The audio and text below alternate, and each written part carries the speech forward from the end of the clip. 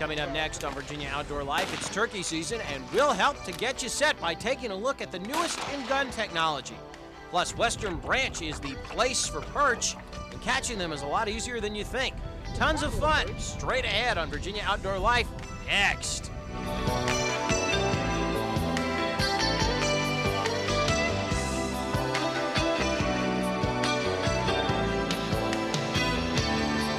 Hi, and how are you? Welcome back to the show. We've been off for a month or so, but it's nice to be back. Yeah, it is. It really is. But we've done a lot while we were off, and we're getting a lot to show the folks. And how about this weather? I mean, is this just great? Spring at last. It's finally sprung. Yes, at last. Hey, we're here in Hampton at the Sunset Yachting Center. A really nice place. Probably a place a lot of people don't know about. Well, it's pretty far back up Sunset Creek, but I'm sure a lot of folks know about it. But it's a real nice place to keep your boat, and they've got a lot of facilities here. They've got fuel, they've got picnic facilities, they've got a fish cleaning station. It's a full-service marina. Everything you want, they've got it right here. And it's convenient. And even though we're here with boats today, we got to talk about turkey season because, hey, it's open today. Turkey season open today, and everything goes right. We're going to go out Monday and give it a try. But yeah, it opened today, and hopefully there's a lot of folks sitting there at home picking their turkeys. That's awesome. And of course, if you're going to go out turkey hunting, you need a good gun, and you were able to catch up with some nice models. Yeah, down at the Seopa conference last fall, and talked to a number of representatives from various manufacturers, and they showed us a complete line of everything from handguns to muzzle loaders. Oh, shoot.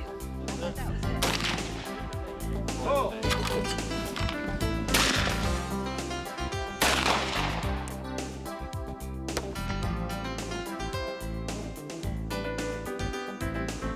Okay, this morning we're here at the police shooting range in Virginia Beach. It's the Seopa outdoor writers group that's gotten together here, and they're looking over some of the newer products in the firearms line. We have Robin Sharpless from H&R here with us, and he's got several products that he's been shooting here this morning, and I kind of asked him to explain perhaps something new that he'd like to tell us about.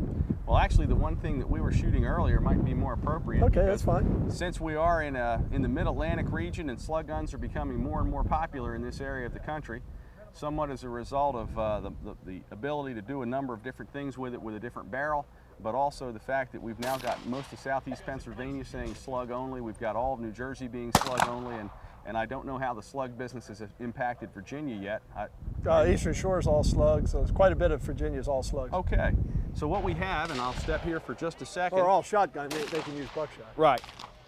This is our Model 980 Ultra Slug Hunter. And it's really a rather unique firearm because what we noticed was that slug guns were not as accurate as they could be, and that was very much a function of their barrels. They were rifled, which certainly adds to accuracy, but the walls of typical shotgun barrels are very thin. Our idea was to take a 10-gauge shotgun barrel blank and drill a 12-gauge hole in it. What that allowed us to do is have a very, very thick barrel wall. Accuracy is a function of getting that projectile down the tube the same way every time. So certainly if the tube is more rigid, accuracy is going to be enhanced. As a result, we've created this Model 980 Ultra Slug Hunter and have really changed the way people looked at the slug business.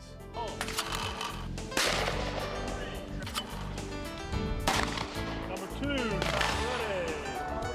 Oh. Number 3, chopper ready. Okay, this is Tony Eshelman from Marlin Firearms Company, and we're here, as we have been for the last few minutes, at the breakout day. Can you give us some idea of what might be new or exciting in the Marlin line for this year? Well, we have several new things. The primary one is a new bolt-action centerfire rifle in 30-06 caliber, which we've never had before. Most of our lever-action rifles are short to medium range, and this gets us into the Western long-range rifle business. We have a target rifle primarily for youngsters. It's an entry-level, what we call an entry-level match rifle. It's single shot. It has target sights on it, and this is for the family to buy for a child who has expressed a pretty serious interest in target shooting, but they aren't ready to spend $2,000 for a German target rifle, so they can spend about $400 and get this. It's got a laminated birch stock. It's adjustable as the boy or girl grows, adjustable for length. This plate is adjustable up and down and in an angular manner. So as they grow, they can grow They into grow the right gun, into or it, the yeah. gun grows into them, so to speak. Right, exactly. And a lot of ladies, young ladies, are into small bore rifle shooting. Yes, they are. And they do very well at it. They do. They learn faster than the boys. Yes, they do, because they pay attention. They listen and they don't know it all. That's right. That's right. So, yeah, this has been a popular model That's a for us. beautiful gun. And it's important. We're trying to maintain the youngsters getting into shooting, and it's harder and harder all the time Yes. with fewer and fewer places to shoot. So we're doing what we can along those lines. Okay, thank you very much. Appreciate Thank your you. time. Good to see you. Uh-huh.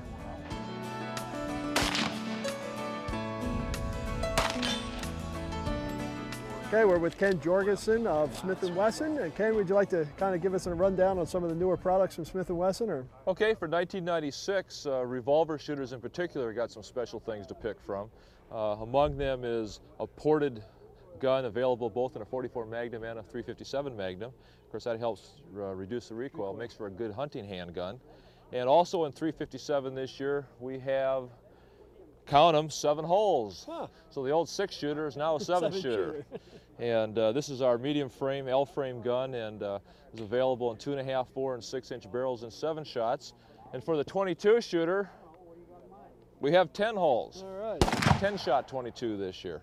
This is a real fun little gun for the people that want to go out and, you know, shoot with a good gun, but shoot 22 because it's affordable. Smith & Wesson has pretty much whatever someone's looking for in a handgun, all the way from the 380s and the 22s all the way up through the 44 Magnums. Okay, thank you very much. You Appreciate bet. it. Thanks for coming by. Uh-huh. I tell you what, there was something for everybody out there, wasn't Yeah, there? there really is. And there's a lot of facets to the shooting sport. It's not just hunting. There's shooting, sporting clays, trap shooting, Right. rifle shooting. There's a great deal to the sport besides hunting, and they have guns for every type of shooting sport. Okay, sounds good. Got to take a break, but when we come back, we got to go and hit the ponds. We're going to the WB, Western Branch, that is. Got to catch up with some bass and some perch as Virginia Outdoor Life rolls on from the peninsula.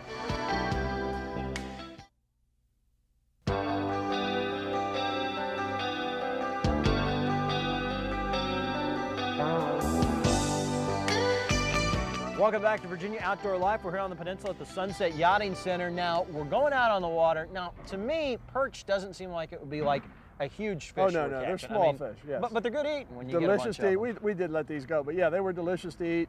They are delicious to eat, yellow perch, and we went down to Western Branch, and the object was just to show folks that you can go down for, the boat and motor cost $20. Mm-hmm. 2 guys, that's $10 for the day. You can't beat that. Go out on Western Branch, beautiful location, have some fun, catch some fish, and have a really, really good time. Sounds good. Let's take a look.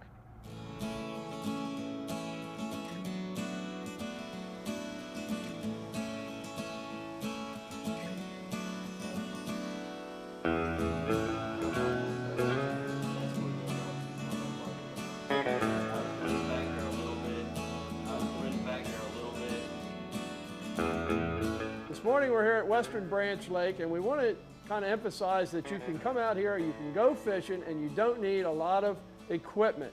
You don't need a $50,000 bass rig to come fish at this lake. In fact, if you had one, the only thing you could use would be the trolling motor.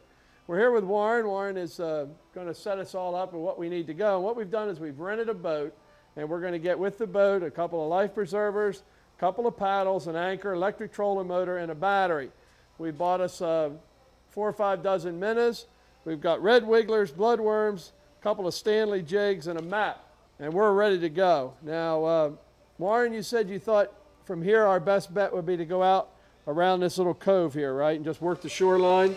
Yes, sir. With just the trolling motor, it's about good a distance as you're going to be able to get. Yeah, that's fine. And then do you think we can get some crappie and some bass, maybe some pickerels? Been some pickerel around out there? Oh, the pickers, they've been bringing in 1 or 2 a week. Not that all? Not that many. Yeah, Not okay. that big either. Yeah, well, we're not out here to catch anything real big. We're just out here to have some fun.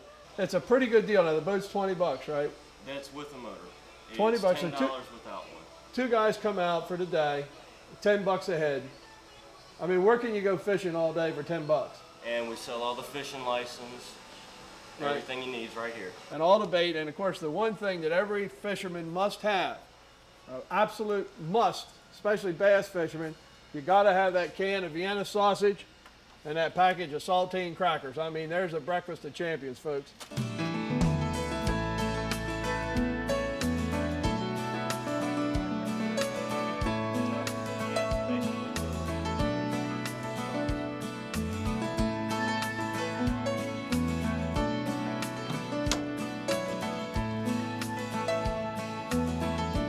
right, Mike, let's get going here. We got some fish out there waiting for us.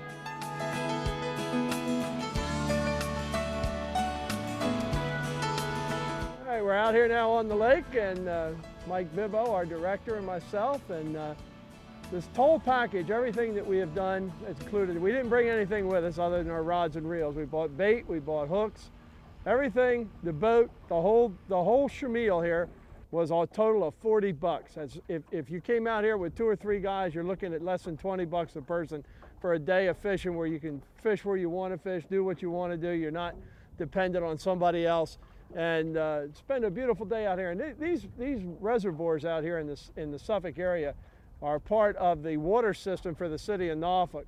And of course they maintain them very well, but the one thing they do is they don't allow people to build right down to the water. It's just a gorgeous, gorgeous area. It's a little overcast today, but it's still a beautiful place to be. So we're gonna head on around the side of the lake. There's a little cove up there that Warren told us about, and we're gonna get up there and flip some live minnows in there and some night crawlers. We're not gonna do anything fancy because number one, I don't know how to do anything fancy. And number two, we just wanted to fish the way I think most people do fish. So we thought we'd come out here and try a little bit of kind of fishing I grew up with, just dunking worms and floating minnows and see what happens. All right, on the minnow. Something ate the minnow. Yep. Yellow perch or ring perch or raccoon perch or whatever you want to call it. There he is. Perhaps not citation size, but hey, a fish is a fish is a fish. There's what caught him. Not much bigger than the fish, is he? All right, let's let Mr. Raccoon Perch go.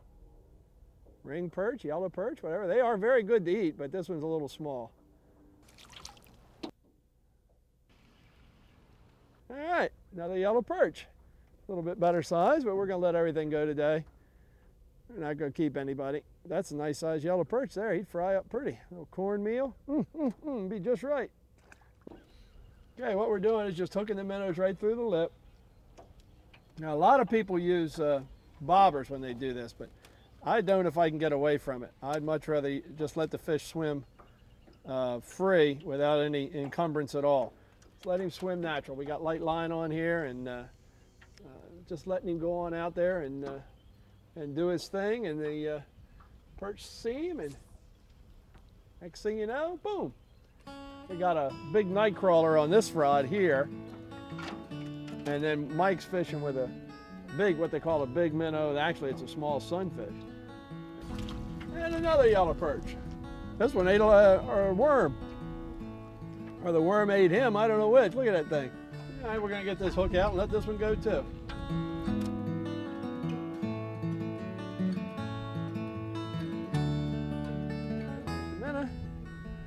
These are fat little perch.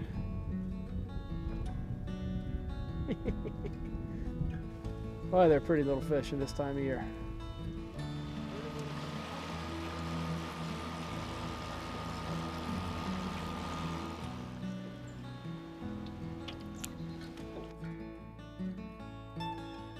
All right, another little perch.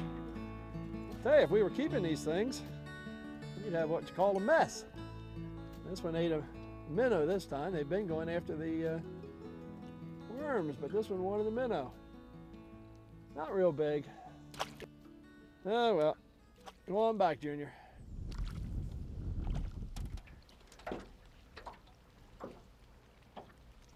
No, this is a better fish. It doesn't just make him feel better. This is a better fish. What is it? Can you see it yet? Oh, it's a little bass. You see him? Yep. Okay, there we go. Whew. All right. No spinner baits, no $25,000 bass boats. Just a nice old minnow, nice old bobber, nice old bass. Come on, little Jimmy Houston, and away you go, buddy. Well, you guys look like you had a good time, and the Oh, great it's fun. thing is the perch is good all through the spring, right? Through the spring, and there should be some really big bass down there. We unfortunately didn't get any really big ones, but we got a couple, but they weren't real big. But yeah, there should be some big bass. The perch, the white perch will be coming on, and then as soon as the summer warms the water up, those great big shell crackers that Western Branch is so famous for will turn on. So it's a good place to go all year. And it's a cheap day out, so go and check it out.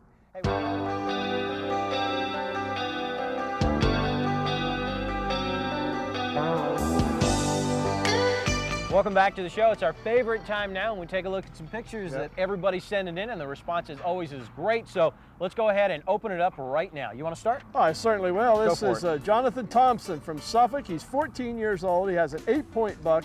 It was taken last December at the Somerton Hunt Club, and it's sent in by his dad. Nice animal, nice shot. Absolutely.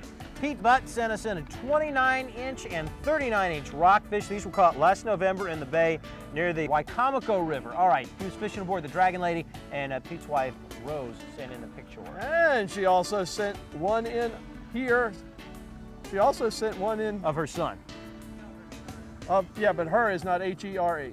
She also sent one in one of her sons, Steve George. He's got a 19-inch and a 23-inch rockfish, also caught aboard the Dragon Lady. And thanks again to Rose Butt for sending in all of these pictures. Really nice. I think Rose needs to go into public relations. Yes. All right, this is Jeremy Drake. Jeremy is 10 years old. He's from Newsome's. He sent in an 8-point buck. This was taken in Southampton County last December. His grandmother, Barbara Drake, sent in the picture, so thank you, Barbara. We appreciate everybody that sends in pictures. Certainly do. All right, here's Mark and Taylor Brown of Rescue, Virginia. 13-pound and a 15-pound rockfish caught in the James River. Taylor is just 4 years old, but he's already has a secret spot, and that's where he caught these fish. Yes, every fisherman needs at least one secret spot, no question. Taylor's 4 years old, caught a 13 and a 15-pound rockfish, and I'm pushing 30, and I have yet to catch anything over like 4 pounds. Which side are you pushing 30 from? The front side. Oh, the front side. Okay, good. Justin Pope of Waverly, 2 largemouth bass caught in a pond in Waverly. Justin was fishing with his dad, Stan. Also, Don Murdoch was out there with him, and this was caught the first week of February. Yeah, bass fishing can be real good in the late spring. All right, here's Steve Watson of Franklin with a 9-point buck. That was taken in Southampton County, and it weighed 150 pounds.